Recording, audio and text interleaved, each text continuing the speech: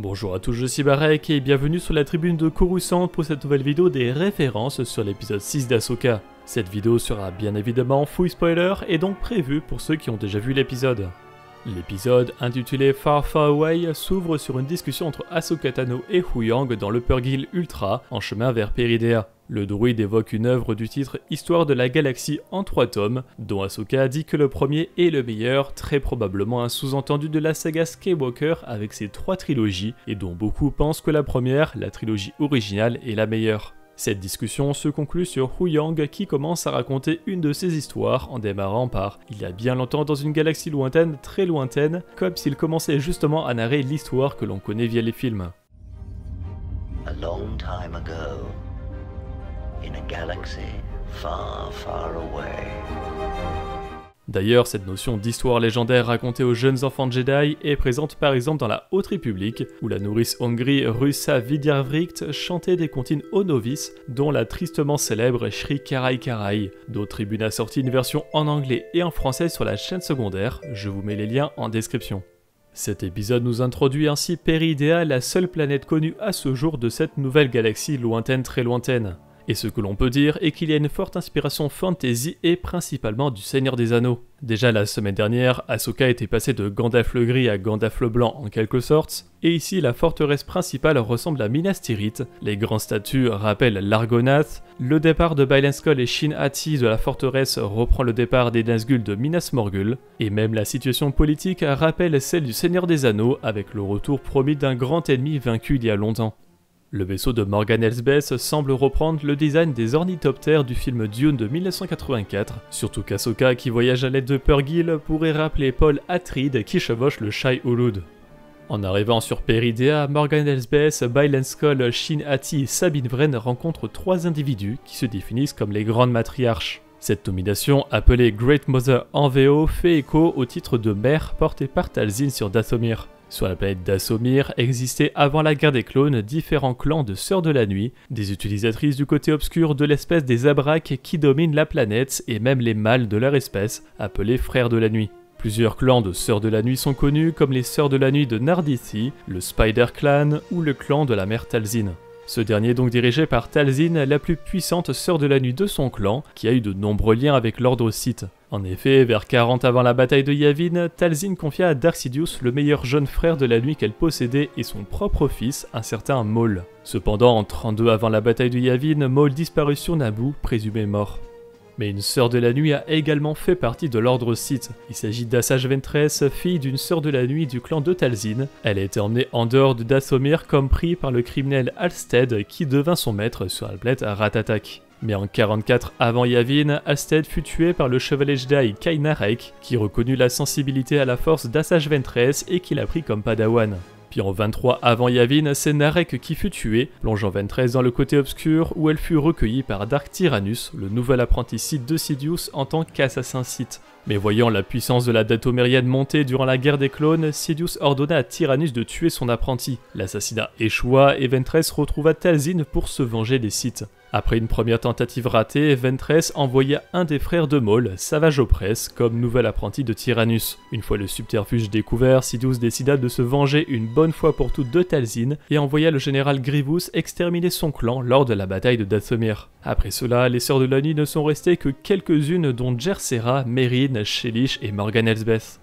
Cette dernière mentionne les Sœurs de la Nuit de Peridea comme des Dathomiri, un nouveau nom qui évoque bien évidemment la planète Dathomir, mais on remarque également la même construction du nom que le clan de Nardithi, dont fait partie Jerseera. De plus, les Sœurs de Peridea ont clairement le même physique que celles de Dathomir qui sont des Abraks. Il faut savoir que dans l'espèce des Abraks, 2 sous-espèces existent, les Dathomiriens et les Iridoniens. Les Iridoniens sont originaires de la planète Iridonia, ont des couleurs de peau bien plus claires que les Dathomiriens et la principale différence se trouve chez les femelles, où les Iridoniennes ressemblent bien plus aux mâles que les Dathomiriennes. On pourrait ainsi imaginer, avec les nouvelles informations apportées par l'épisode, que les Abraks proviennent de Peridea, où ils s'appellent les Dathomiri, et qu'ils ont réussi à voyager jusqu'à la galaxie principale, où ils ont fondé différentes civilisations dont Dathomir, Sithos, Iridonia où l'espèce a évolué différemment, et Arcana, la planète du premier épisode où Ahsoka Tano a trouvé la carte de Peridea. On remarque d'ailleurs que les visages représentés dans la caverne ressemblent beaucoup à ceux des Sœurs de la Nuit de Peridea.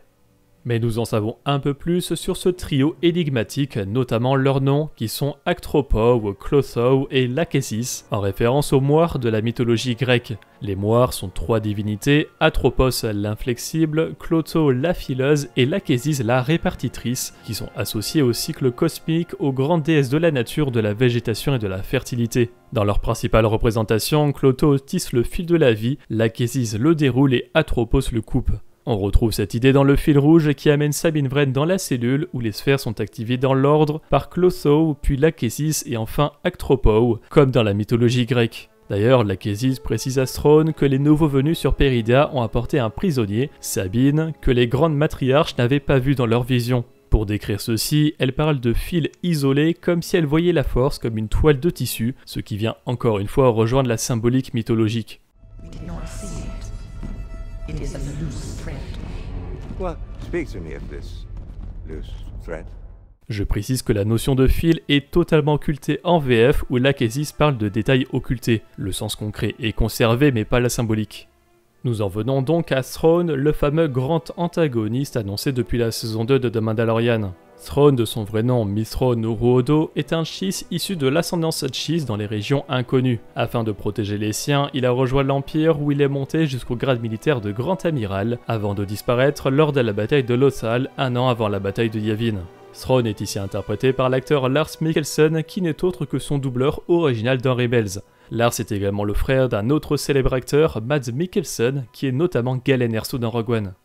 Ainsi, Thrawn a été emmené sur Peridea par les Purrgil à bord de son destroyer stellaire de classe Imperial 1 nommé le Chimera. Le Chimera est reconnaissable par son immense symbole sous le vaisseau qui représente une version stylisée d'une chimère. A l'origine, la chimère était le symbole du sous-clan Marcocha des Pakosh, un peuple des régions inconnues. Wingalif War Marcocha confia au capitaine Thrawn un double anneau de chimère, héritage précieux du sous-clan Marcocha dans l'éventualité de l'extinction des Pakosh aux mains de la destinée Nicarden, un peuple rival de cette région. Plus tard, Thrawn rendit l'anneau de la chimère à Wingali, mais finit par adopter la chimère comme symbole personnel, que l'on retrouve donc sous son destroyer stellaire, ainsi que dans son nom, mais aussi comme symbole de la 7ème flotte de l'Empire Galactique, avec une stylisation différente de la chimère.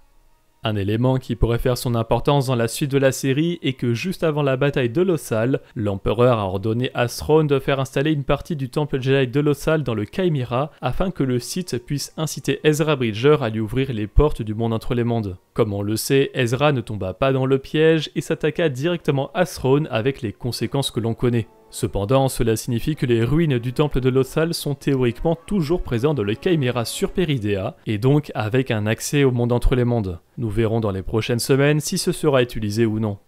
Dans le Chimera, on retrouve plusieurs modèles de vaisseaux impériaux avec les chasseurs taille Hélène et les canonnières de police, d'abord utilisés pour maintenir l'ordre sur Coruscant sous la République et qui ont ensuite rejoint massivement l'armée sous l'Empire Galactique. Thrawn est ainsi resté en exil sur Peridea durant environ 10 ans et ses troupes ont dû s'adapter. Tous les Stormtroopers portent des armures sales et abîmées, parfois rafistolées avec des éléments sombres ou dorés, mais tous portent les mêmes bandages rouges des Sœurs de la Nuit. C'est presque à se demander si ces troupes sont encore réellement vivantes ou contrôlées par la magie des grandes matriarches, qui, si elles ont bien les mêmes pouvoirs que les Sœurs de Dathomir, peuvent faire revivre les morts. Il est aussi possible que ces Stormtroopers soient des aliens originaires de Peridea, car ils parlent parfois un langage alien. Ils pourraient donc par exemple être de la même espèce que les maraudeurs qui s'attaquent à Sabine Wren.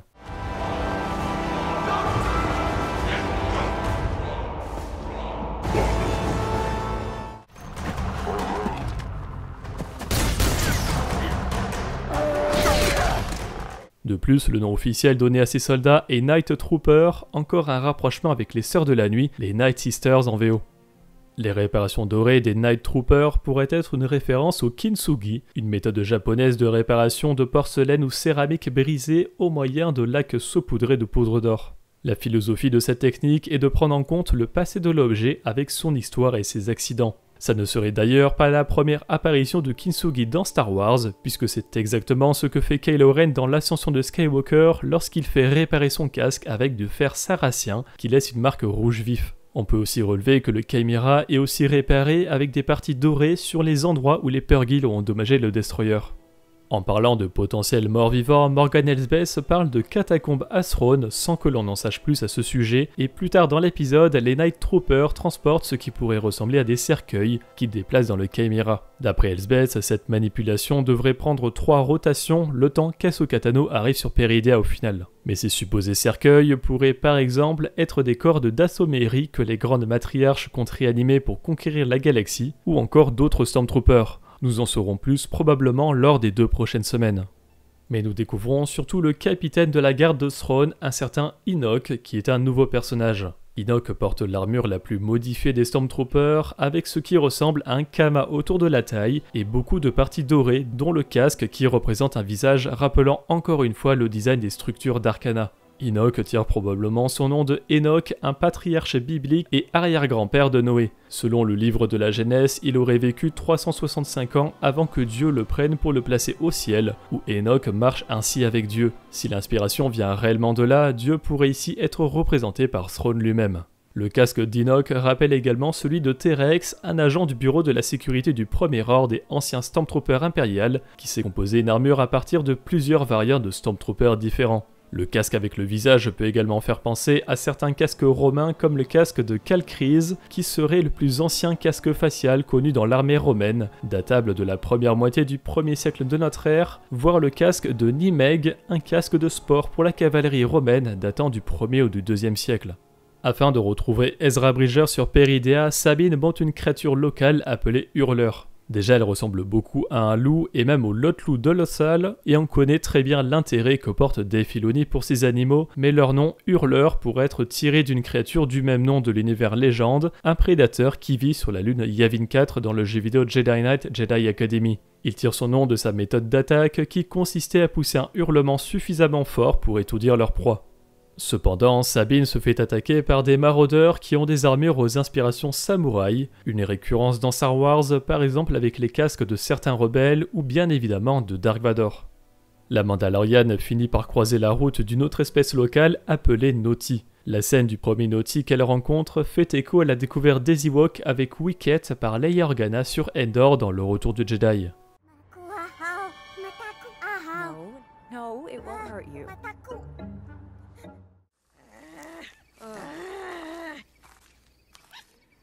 I'm not gonna hurt you. Sabine finit bien par retrouver Ezra qui, semble-t-il, vit avec les Noti. Ezra a bien évidemment vieilli de 10 ans, mais on retrouve encore sur son visage les 2 cicatrices du double sabre laser du Grand Inquisiteur qu'il a subi juste avant la mort de ce dernier.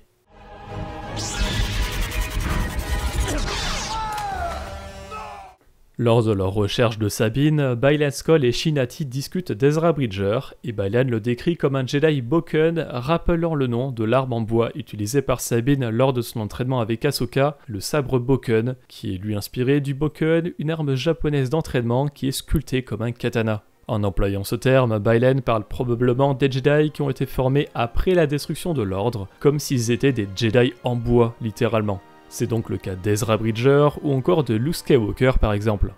Grâce aux grandes matriarches, Throne apprend l'arrivée imminente d'Ahsoka Tano aux côtés des Purrgil. Il demande ainsi à Morgan Elsbeth de lui fournir toutes les données qu'elle a sur la Togruta afin de connaître son passé, sa planète natale ou encore son maître. C'est exactement le genre de stratégie typique du grand amiral, collecter un maximum de données afin de connaître son ennemi et agir en conséquence. Cependant, ici Throne ne semble pas connaître Ahsoka alors qu'il a déjà entendu son nom. En effet, dans le roman Throne Alliance, le Chiss rencontre Padmé Amidala 19 ans avant la bataille de Yavin, et à un moment, lors d'une discussion sur Anakin Skywalker, elle lui parle de la marque Sable.